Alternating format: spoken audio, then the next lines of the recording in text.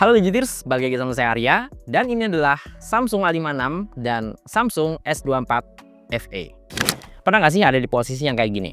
Budget udah di tangan, niatnya mau beli HP yang aman buat banyak kebutuhan, kayak Samsung A56.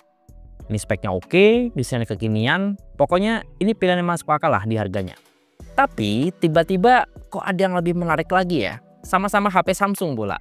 Ya, S24 FE. Harganya sekarang udah terjun bebas. Dari yang awalnya itu 10 juta ke 11.000, sekarang kalau kita lihat di lapak-lapak online, udah ada yang jual di bawah 7 juta. Ya, dengan harga segitu kita udah bisa dapetin HP kayak Samsung S24 tapi versi yang lebih hemat. Nah, di sini nih perang batin dimulai. Otak logis kita mungkin bakal teriak, udahlah ambil Samsung A56 aja udah cukup kok. Selisih uangnya mungkin bisa dibeliin TWS atau casing yang lebih bagus. Tapi di sisi lain, bisikannya juga nggak kalah kenceng, Pak. Nanggung bro, mending nabung lagi buat ambil S24 FE sekalian, yang performanya lebih oke buat jangka panjang. Ini sih pilihan antara cukup atau lebih dari cukup ya. Tapi pertanyaan simpel, apakah fitur-fitur premium di S24 FE ini udah cukup sepadan dengan selisih harganya? Atau Samsung A56 sendiri udah pilihan paling oke di harga segini? Yuk kita bahas. Ya, kalau lihat harganya sekarang, dua-duanya ini udah pada turun harga ya, kalau dibandingin dengan harga normal pas awal-awal rilis. Sekarang kita udah bisa dapetin A56 paling murah itu di 5,6 jutaan ya. Itu dapat yang 8128 GB. Dan 6,1 jutaan kalau pengen dapetin varian memori yang lebih gede lagi di 12/256 GB. Nah, dengan duit segitu, kalau kita nabung 1 jutaan lagi, kita udah bisa check out Samsung S24 FE yang varian paling kecil di 8128 GB. Atau ya kalau pengen lebih sweet spot sih, duit nggak nyampe 8 juta udah bisa dapetin yang 8/256 GB juga. Tapi emang sih, drop harganya S24 FE kali ini itu ugal-ugalan banget ya. Bedanya bisa sekitar 3 jutaan kalau kita bandingin dengan harga pas awal-awal rilis. Dan beda harga segitu juga bikin gap antara seri FE dengan seri A itu jadi makin deket lagi. Ya, karena keluarnya lebih baru, A56 ini punya tongkrongan yang lebih fresh ya. Sekarang triple kameranya tuh disatuin di rumah yang sama. Terus frame metalnya juga ada lekukan cakep ya, yang bikin gripnya juga lebih enak. Bahkan bezelnya juga lebih simetris daripada Samsung S24 FE. Ya meskipun nggak bisa dibilang tipis-tipis juga sih. Tapi kalau urusan layar sih ada harga ada rupa ya. Nah, S24 FE ini dapat titisan HP flagship beneran ya. Dia tuh nggak cuma sekedar pakai Super AMOLED kayak di A56, tapi udah pakai Dynamic AMOLED 2X. Kalau lihat sekilas memang nggak kelihatan jauh bedanya antara layarnya Samsung A56 dan S24 FE. Tapi kalau dipakai buat kebutuhan maraton streaming, apalagi buat nampilin video-video yang HDR ya, emang sih layarnya S24 FE di sini punya kontras yang lebih nampol. Sisanya sih kurang lebih sama ya. A56 juga udah pakai Dynamic Refresh Rate 120 Hz yang smooth banget, dan lapisan kaca luarnya udah sama-sama pakai Gorilla Glass Victus Plus. Terus kalau dipakai buat konten, dua-duanya juga sama-sama pakai triple kamera. Tapi dengan harga yang lebih mahal, S24 FE ini punya formasi yang lebih full team ya. Yang mana tiga-tiganya tuh kepake semua. Mulai dari kamera utama, ultra wide, sampai ada lensa tele 3 kali zoom. Kamera utamanya sama-sama 50 megapiksel, dan so far kalau ngeliat hasil fotonya sekilas, bedanya tuh nggak yang jauh-jauh banget. Bahkan kalau nggak dikasih watermark, kayaknya saya bakal sering ketukar-tuker nih, mana jebretan A56, mana yang S24 FE. Beda warnanya juga tipis banget ya. Tapi emang sih, rata-rata kamera A56 ini bisa nangkep warna yang cenderung lebih pekat. Sementara S24 FE ini tuh lebih ngejar warna yang agak warm, agak sedikit kekuningan. Khusus buat warna-warna yang mencolok kayak hijau daun sampai biru langit, kamera S24 FE ini lebih ngasih porsi yang lumayan gonjreng ya. Bedanya tuh mulai kelihatan signifikan nih kalau dipakai buat hunting foto-foto dengan backlight yang lumayan. Nah, di sini performa kamera A56 mulai nggak konsisten. So far, dynamic range-nya S24 FE itu punya performa yang lebih mantep ya buat ngehandle cahaya yang over. Nggak ada bagian yang jadi terlalu gelap kayak di A56 karena ada semburat matahari yang cukup keras di sisi sebelahnya. Untuk lensa ultrawide juga udah khas Samsung banget, sama-sama luas dan karakter warnanya juga nggak terlalu jomplang dengan kamera utama. Tapi kamera titisan flagship di S24 FE ini emang nggak bohong ya. Detail itu masih oke banget di foto yang super lebar kayak gini. Ya itu pun kalau emang mau dicari bedanya. Kalau dilihat di Instagram Stories, kayaknya nggak akan terlalu sesignifikan itu sih. Nah, itu buat foto-foto siang ya. Kalau foto malam, beda lagi ceritanya. Ya, mode malam di S24 FE menurut saya lebih agresif soal warna dan juga detail. Nggak cuma itu doang, mode malamnya juga bisa lebih OP nih, ngejinakin cahaya lampu yang cukup keras. Makanya kalau kita lihat di sini, foto-foto malam di S24 FE kelihatan lebih clear ya, terutama untuk foto-foto yang banyak lampu malamnya. Ya, ngebandingin lensa tele 3 kali zoom di HP yang nggak ada lensa telenya sama sekali, itu mungkin kedengaran kurang fair. Jelas, yang punya lensa tele beneran kayak di S24 FE itu bisa lebih proper buat ngambil foto jarak jauh atau buat kebutuhan foto potret yang lebih bokehlisius. Bahkan meskipun bukan tele yang periskop, tele di S24 FE ini juga udah bisa ngambil foto bulan yang cukup jelas ya. Tapi tentu aja lensa tele di sini tuh bisa jadi pertimbangan ya, karena sejak A7 series pensiun, Samsung seri A itu nggak pernah dapat kamera tele lagi. Jadi kalau pengen dapat kamera tele yang spesifik, ya mau nggak mau harus upgrade ke seri FE. Ya kalau buat urusan perkontenan, sebenarnya kamera depan Samsung A56 ini udah oke ya. Tapi kalau disandingin sama S24 FE seri S, ini levelnya beda Pak. Karena Samsung seri S meskipun yang FE itu tetap dapat kamera depan yang super power ya. Ini nggak cuma bisa rekam 4K tapi bisa sampai 60 fps. Jadi ya meskipun sama-sama tajam tapi di S24 FE ini kerasa lebih smooth. Ini kalau kita rem ke backlight ya. Backlight sih kalau dilihat di preview memang A56 ini kelihatan lebih oke ya untuk tone mukanya ya. Di S24 FE kelihatan agak pucat. Kalau untuk mikrofon gimana nih? Apakah Samsung seri S punya mikrofon yang lebih bagus daripada Samsung seri A? Coba komen di bawah. Ya sebenarnya kalau buat kamera belakang S24 FE ini tuh udah bisa dimentokin paling kanan ya di 8K 30 fps. Cuma bakal jarang saya pakai sih karena udah pasti berat dan ukuran filenya tuh boros banget. Jadi ya 4K kayak gini tuh udah cukup mumpuni lah ya. Nah ini karena sesama Samsung kita bisa adu mekanik, adu multi lens. Ini kelihatan kelasnya nih antara Samsung seri A dan Samsung seri S. Kita coba kepindahin ultra wide. Nah, kalau di seri S ya, meskipun FE dia tuh animasi untuk pindah-pindah kameranya tuh lebih smooth. Kalau di A56 tuh kayak patah kan? Patahnya tuh berasa banget. Ya, dan ini ultra wide udah sama-sama 4K juga ya. Kalau untuk performa harian yang standar aja, pakai Samsung A56 sebenarnya udah semenyenangkan itu ya. Gak beda jauh kok dengan S24 FE dan keduanya juga udah sama-sama jalan pakai One UI 7 terbaru yang sekarang juga makin responsif. Tapi kalau buat pemakaian yang butuh power lebih dan intensif, gak bohong sih, chipset semi flagship di S24 FE ini emang lebih OP. Dipakai mabar PUBG Mobile, settingan S24 FE ini lebih rata kanan. Udah bisa digas up to 90 fps dan stabil. Jarang-jarang nih chipset Exynos, tapi performanya tuh nggak ngebadut.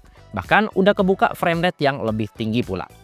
Pindah ke Mobile Legends, dua-duanya udah sama-sama bisa digaspol sampai 120 fps. Bahkan pakai settingan grafis ultra yang paling cakep sekalipun. Cuma kalau untuk ketahanan dipakai push rank 2-3 match nonstop, performa Exynos 1580-nya A56 ini mulai turun tipis-tipis ya, dan nggak bisa konsisten di pojok terus. Respons layarnya buat push rank sih nggak beda jauh. Touch sampling rate-nya pas saya cek ini masih samaan di kisaran 240-300-an Hz. Nah, bedanya tuh makin berasa ya pas dihajar main game berat macam Genshin Impact. Main pakai settingan paling nyiksa di highest 60 fps, A56 ini cuma bisa jalan di 40-45 fps aja. Masih playable tapi udah mulai kelojotan nih, kalau udah battle yang lumayan rusuh. Nah, kalau di S24 FE, awal-awal tuh masih bisa santuy ya, jalan di 50-55 fps. Stabil. Tapi penyakit Exynos ini masih sama aja sih, kalau digas terus nggak pakai rem. Ini langsung auto demam. Saya nggak nyaranin ya, kalau main Genshin Impact di outdoor dengan brightness yang full. Beuh, itu bakalan nggak nyaman sih dipegang di tangan. Ya kalau emang pengen digas lamaan, udah langsung aja pasang fan cooler buat ngejinakin chipset Exynos ini. Ya meski nggak auto naikin frame rate jadi lebih bagus, seenggaknya sih pakai fan cooler ini tuh bisa jagain suhu biar baterainya nggak boncos. Nah mesin yang lebih OP di S24 FE juga bikin Samsung itu lebih pede ya buat ngasih fitur Galaxy AI yang lebih komplit di HP ini. Dan kalau ngomongin soal AI sih, di Samsung lumayan tersegmentasi. Karena di seri S itu disebutnya Galaxy AI, sementara di seri A itu AI-nya lebih sering disebut Awesome Intelligence. Tentu bedanya juga cukup signifikan ya. Kita mulai dulu ya dari objek erasernya. Nah, di S24 FE ini tuh objek erasernya nggak cuma sekedar ngilangin objek, tapi dia tuh juga bisa ngefill objek utama yang hilang pakai generative edit. Ini skillnya mirip-mirip kayak di Samsung seri S yang lain ya, yang beneran flagship. Yang mana skill kayak gini tuh nggak saya temuin di Samsung seri A terbaru sekalipun, kayak di A56. Update One UI 7 di S24 FE ini juga ngeboyong fitur audio eraser yang nggak kalah OP. Bisa ngilangin noise suara dari video atau ngatur gede kecil suara vokal sampai ambience sekitar. Fitur chat assist juga ada ya buat ngebantu ngatur style komunikasi dengan orang-orang tertentu. Termasuk ada AI interpreter buat ngobrol lintas bahasa yang real time. Intinya sih S24 FE ini kebagian hampir semua fitur-fitur Galaxy AI yang so far baru bisa dicicipin di seri mahalnya Samsung doang. Kayak seri S, seri Fold, sampai seri Flip. Tapi sebenarnya AI di A56 ini udah cukup masuk sih untuk kebutuhan yang esensial. Ya contohnya kayak Circle to Search ya, yang bikin nyari info apapun tuh jadi lebih gampang lewat interaksi gestur di layar. Terus ada juga AI Select ya, yang mana ini ngebantu saya buat ngambil atau nge-copy teks dari video, bahkan bisa buat animasi GIF dari klip video yang lucu-lucu. Terus kalau ngomongin soal baterai, Samsung seri A itu emang punya performa baterai yang cukup bandak ya. Pertama karena kapasitasnya juga rata-rata lebih gede ya, 5000 mAh, dan udah gitu dikombin sama chipset yang performanya juga cukup efisien daya.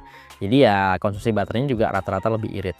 Nah kalau di S24 FE udah performanya lebih ngegas, kapasitas baterainya juga nggak gede-gede banget. Ini cuma 4700 mAh doang. Jadi buat yang udah terbiasa pakai Samsung seri A, pas move on ke S yang FE ya, itu pengalamannya beda Pak. Di seri A saya masih bisa pakai 1 harian penuh sekali nyolok gitu. Tapi kalau di S24 FE, pakai dari pagi, sore ke malam itu udah minta dicolok lagi.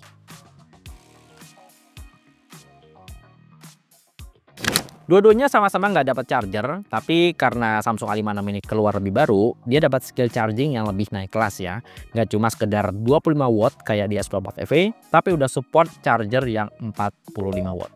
Emang sih rata-rata di A56 itu lebih kencang untuk soal ngecas. Tapi kalau kita ngeliat bedanya, itu tuh nggak signifikan banget Kak. Karena selisihnya tuh cuma sekitar 2 menit doang. Nah, harga mahal di Samsung S24 FE ini sebenarnya ada di skill ngecas nggak pakai kabelnya ya, alias wireless charging. Jujur saya pribadi itu jarang banget sih pakai wireless charging. Karena yang pertama, ngecas wireless itu lama Pak daripada pakai kabel. Terus bodinya juga ini cepat panas kalau kita ngecas lewat wireless. Tapi ada satu kondisi di mana saya tuh kebantu banget sama wireless charging di HP ini ya, yaitu di saat HP-nya kemasukan air. Emang sih kalau untuk urusan basah-basahan dua HP ini juga udah sama-sama OP ya. Yang satu IP67, yang satu IP68. Jadi nggak ada masalah lah sama kecipratan air sampai kemasukan air di kolam renang. Tapi ini nih pentingnya pakai wireless charging di HP anti air. Jadi kalau HP kita kemasukan air kan kita tuh nggak boleh ngecas pakai kabel. Karena dalamnya tuh masih lembab. Pasti sama sistem tuh ditolak kalau kita ngecas pakai kabel. Nah kalau kondisi lowbat tapi dalamannya masih basah atau masih lembab, dengan wireless charging ini kita masih tetap bisa ngisi baterai HP-nya. Sederhana, tapi di Samsung A56 nggak bisa.